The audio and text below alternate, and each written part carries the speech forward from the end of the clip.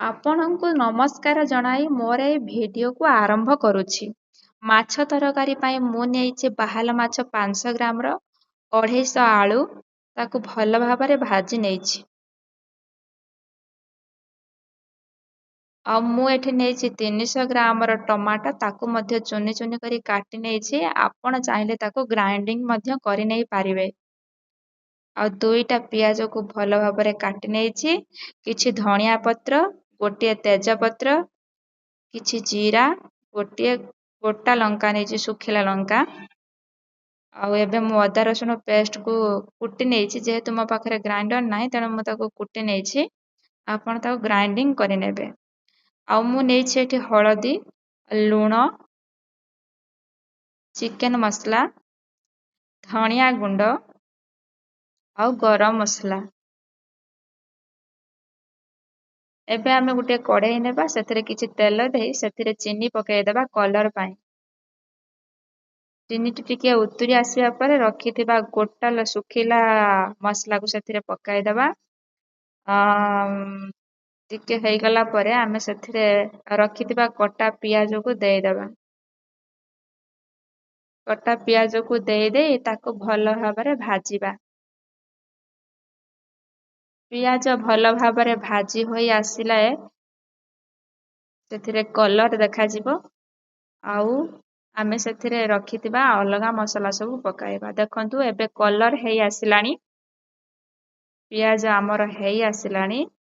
ସେଥିରେ ଆମେ ଏବେ ଦେଇଦେବା ଆମର ବଟା ହେଇଥିବା ଅଦା ରସୁଣ ପେଷ୍ଟକୁ। ଅଦା ରସୁଣ ପେଷ୍ଟ ଦେଇ ଆମେ ତାକୁ ଟିକେ ସମୟ କଷି ନେବା।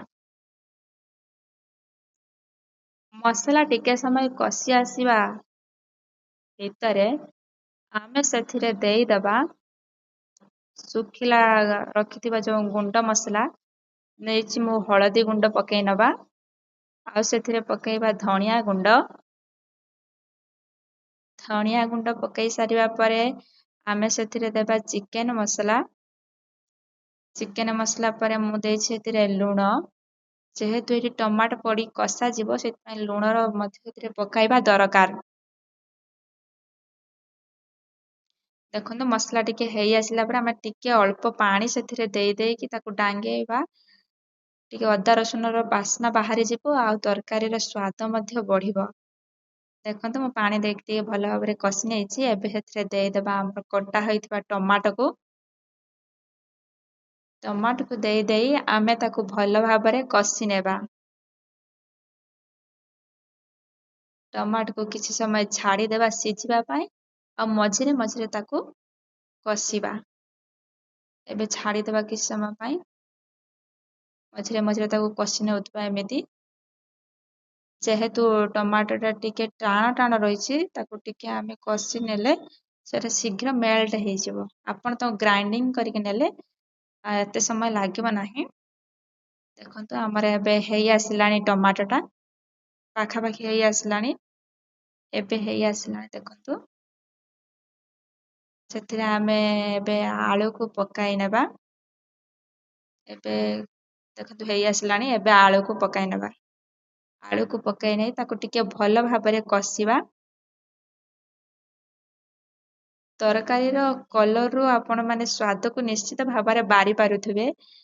ଦେଖନ୍ତୁ ଏବେ ଆମେ ଏଥିରେ ଦେଇଦେବା ପାଣି। ଆପଣ ଚାହିଁଲେ ଅଳ୍ପ ପାଣି ଦେଇ ତାକୁ ରସା ଟାଇପର କରିପାରିବେ। ମୁଁ ଏଠି ଝୋଳ କରିଛି ତେଣୁ ଟିକେ ଅଧିକ ପାଣି ଦଉଛି। ପାଣି ଦେଇ ସାରିଲା ପରେ କିଛି ସମୟ ଛାଡ଼ିଦେବା ତାକୁ ଫୁଟିବା ପାଇଁ। ମାଛ ଝୋଳଟା ଫୁଟି ଆସିଲା ପରେ ସେଥିରେ ଆମେ ଭଜା ହୋଇଥିବା ମାଛକୁ ଦେଇଦେବା। ଭଜା ରଖିଥିବା ମାଛକୁ ସେଥିରେ ଦେଇଦେବା। ଆଉ ସେଥିରେ ଶେଷରେ ଖଣ୍ଡେ ଆମ୍ବୁଲ ପକେଇ ଦେଇଛି ମୁଁ। ତାର ସ୍ୱାଦ ବଢ଼ିବ, ମଧ୍ୟ ତରକାରୀଟି ଚଟପଟା ଲାଗିବ। ଆଇଁଷା ବାସ୍ନା ମଧ୍ୟ କଟିଯିବ। ଦେଖନ୍ତୁ ମୁଁ ଆମ୍ବୁଲ ଖଣ୍ଡେ ପକେଇ ନେଲି। ଏବେ ଦେଖନ୍ତୁ ମାଛ ତରକାରୀ ଆମର ପ୍ରସ୍ତୁତ ହେଇଯାଇଛି। ମୁଁ ବର୍ତ୍ତମାନ ଗରମ ମସଲା ଟିକେ ପକେଇ ନେଇଛି। ଶେଷରେ ଗୋଟିଏ ପାତ୍ରକୁ କାଢ଼ି ପ୍ରସ୍ତୁତ କରି ନେଇଛି ବାହାଲ ମାଛ ତରକାରୀ।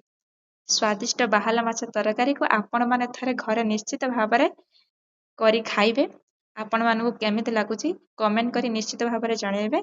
ଧନ୍ୟବାଦ।